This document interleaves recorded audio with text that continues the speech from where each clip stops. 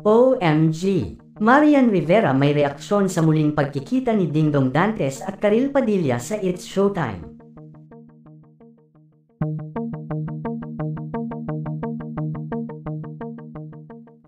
Trending ngayon ang naging reaksyon ng aktres na si Marian Rivera sa muling pagtatagpo ng landas ng dating kasintahan ni Dingdong Dantes na si Karil Padilla. Matapos nga ang halos 17 years ay kasalukuyang pinag-uusapan ngayon sa social media at hot topic ngayon sina Dingdong Dantes at ex-girlfriend na nitong si Karil Padilla. Marami ang talaga namang kinilig sa muli nilang pagtatagpo at muling pagkakaharap makalipas ang matagal na panahon.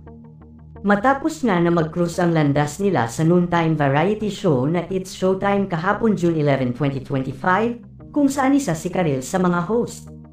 Nandoon si Dingdong Dantes para promote ang bago niyang pelikula kasama si Miss Charo Santos. Unlike in previous episodes where the hosts all appeared to greet the guests, this time hindi absent si Karil para welcome ang guests sa set ng It's Showtime. Nang maglaon sa isang laro sa pagitan ng mga host at kanilang guests, kapansin-pansin ang awkward moment ng mga ito.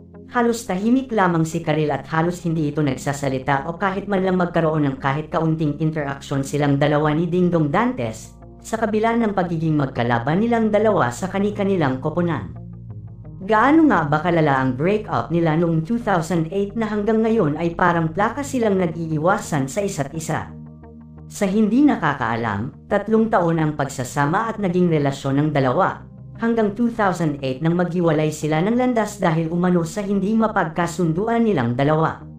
Sinasabi ng mga insiders noon na mas in love si Karil kay Dingdong kaysa sa kanya. Nadawit rin si Marian Rivera, asawa ni Dingdong sa kasalukuyan, sa naging hiwalayan ng mga ito bilang di umano'y third party dahil noong panahong iyon ay magkasama sila ni Dingdong Dantes sa Marimar at Jezebel. Matapos noon ay ilang buwan lang ang itinagal mula sa naging paghihiwalay ni Dingdong at Karil ay tahasan nang inihayag sa publiko ang kanilang relasyon ni Dingdong at Marian. Samantala noong 2023 nang magkasama sina Dingdong Dantes at Marian Rivera sa It's Showtime para promote ang kanilang pelikulang Rewind, ay no-show si Karil sa nasabing segment. Nag-trending siya sa Twitter at kalaunan ay sinabi niyang hindi siya pumasok sa trabaho dahil may sakit siya. Kaya naman marami ang natuwa ngayon dahil tila after 17 years ay kinaya na ni Karil na harapin ang taong nanakit sa kanya ng sobra noon. Tila nga nagkaroon na ng kapatawaran sa wakas si Karil para sa kanyang ex-boyfriend.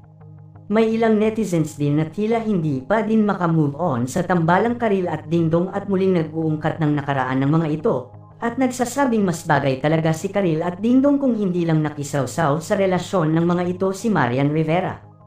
Samantala trending ngayon ang naging reaksyon ng aktres na si Marian Rivera sa muling pagtatagpo ng landas ng dating kasintahan ni Dingdong Dantes na si Karil Padilla.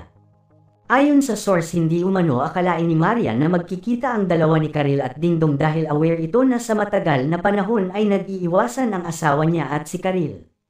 Buong akala nga daw ni Marian ay gaya noong nag-guest sila ni Dingdong sa It's Showtime ay wala din kahapon si Karil sa nasabing show. Ngunit ayon naman daw kay Marian ay wala naman daw issue sa kanya na nagkita si Dingdong at Karil, dahil wala na naman daw dapat pa na maging issue pa, dahil trabaho lamang daw ang ipinunta ng kanyang asawa sa nasabing show at wala na umanong iba pa. Mga netizens lamang daw ang nagpapagulo at nais na magkaroon ng issue sa pagkikita na ito ni Karil at Dingdong, pero para sa kanya daw at sa asawa niya ay trabaho lamang ito at wala nang iba pa.